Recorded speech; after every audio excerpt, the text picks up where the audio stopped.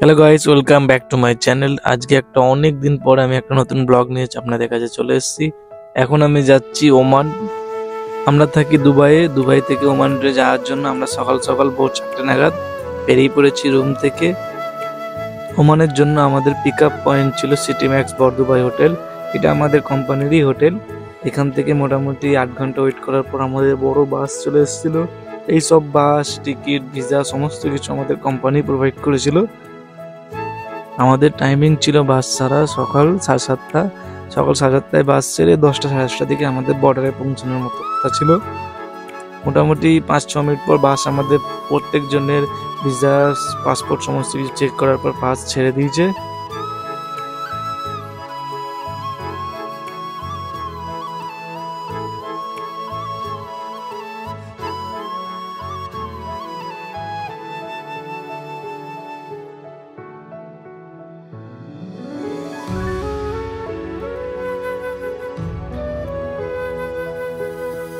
আর আমরা যাচ্ছিলাম প্রথমে দুবাইয়ের দিবা চেক পয়েন্টে, যেখানে আপনার ওমান আর দুবাইয়ের চেক পয়েন্ট। সেখান থেকে আমরা বর্ডার ক্রস করে ওমানে আমরা যাচ্ছিলাম মৎস্যধাম।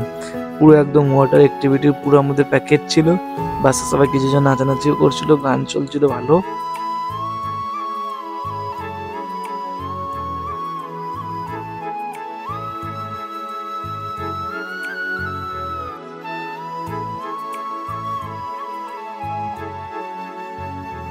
প্রায় 3 ঘন্টার মতো আমরা বাসের মধ্যে জার্নি করে ফাইনালি আমরা চলে এসেছি দিবা চেক পয়েন্টে।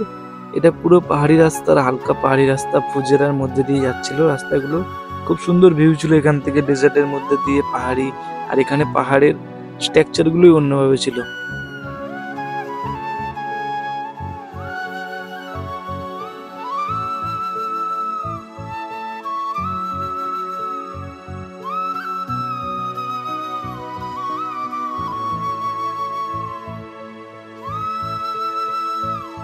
এই হচ্ছে সেই দিবা চেক পয়েন্ট। এই পারে যেটা আমরা এখানে আছি সেটা হচ্ছে দুবাই, আর ওপারে হচ্ছে সম্পূর্ণ ওমান। এখানে ভিডিও করা অ্যালাউ ছিল না, তাও আমি লুকিয়ে কিছুটা ভিডিও তুলেছিলাম এখান থেকে। আর মেন কথা বলতে গেলে কোনো বর্ডারের কোনো ভিডিও ক্যামেরা অ্যালাউ ছিল না বলে আমি করতে পারিনি। আর এই প্রথম আমি কোনো বর্ডার ক্রস করলাম বাসের মাধ্যমে, যেটা আবার দুবাই থেকে ওমানে গেল। ওমান বর্ডার থেকে প্রায় 15-20 মিনিট আমাদের বাসে নিয়ে ভেতরে নিয়ে গেছিল। এখান থেকে আমাদের প্লাস জার্নি শুরু হচ্ছিল, যেটা বোটে করে নিয়ে যাবে। আমাদের এই প্যাকেজটা টোটাল ছিল আমাদের কোম্পানির প্যাকেজ, যেটা আমাদের কোনো কিছু পে করতে হয়নি। শুধু আমরা ভিসা আইডি দিয়েছিলাম, পাসপোর্ট, আমাদের ভিসা কপি।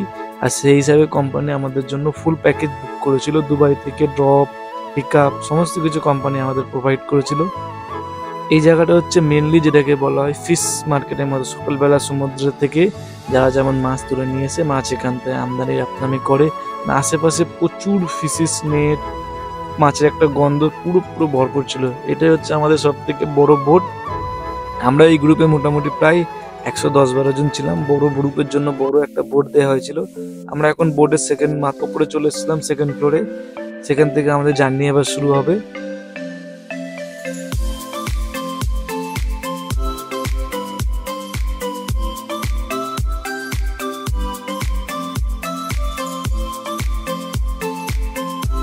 প্রায় 11টা নাগাদ আমাদের জার্নি শুরু হয়ে গেছে। এখান থেকে আমাদের প্রথমে ওরা গ্রুপ গাইড এসে আমাদেরকে ব্রিফিং দিয়ে দিয়েছিল কেমন কি কোনখান থেকে হবে। এখান থেকে প্রায় 1.5 ঘন্টা যাওয়ার পর আমাদের প্রথম স্পট শুরু হবে। প্রথম স্পট থেকে শুরু হবে স্পিড বোট, বানানা বোট, আরও বিভিন্ন রকমের ওয়াটার অ্যাক্টিভিটি ছিল। সেখান থেকে যাওয়া আমাদের হবে লাঞ্চের জন্য। লাঞ্চের পর থেকে বিচ রাইড, বিচের পর থেকে ছিল ফিশিং, কায়াকিং। তারপর আমাদের আবার ব্যাক করবে দুবাইয়ের জন্য।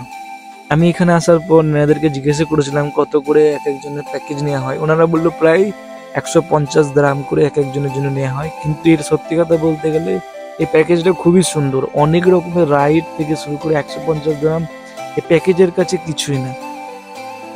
একটা হিউম্যানের জন্য, একটা মানুষের জন্য এই সব রাইড এনাফ। মানে ওয়াটার অ্যাক্টিভিটি এত ছিল একটা মানুষের ক্ষেত্রে এনাফ। আর 150 টাকা যদি 150 দিরহাম যদি ধরা হয়, ইন্ডিয়ার প্রায় 3 থেকে 3.5 হাজার টাকা। আর এই 3 থেকে 3.5 হাজার টাকা আমার মনে হয় দুবাইয়ের ক্ষেত্রে এই ড্রামটাতে কিছুই না, যদি মানুষের ফুল ডে অ্যাক্টিভিটি দেওয়া হয়। প্রায় 1.5 ঘন্টা আসার পর আমরা ফাইনালি চলে এসেছি আমাদের প্রথম স্পটে। এখান থেকে আমাদের প্রথম অ্যাক্টিভিটি শুরু হবে।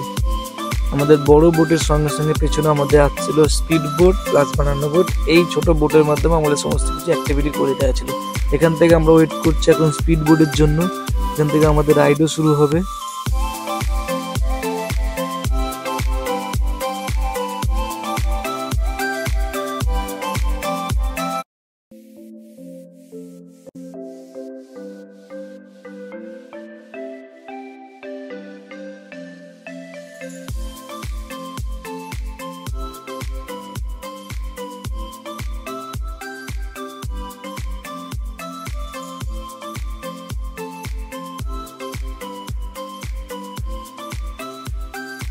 স্পিড বোট তো ছিল মেনলি এক একজন করে 15 জন মতো নেওয়ার পর প্রথম লাইফ জ্যাকেট দিয়ে দিয়েছিল।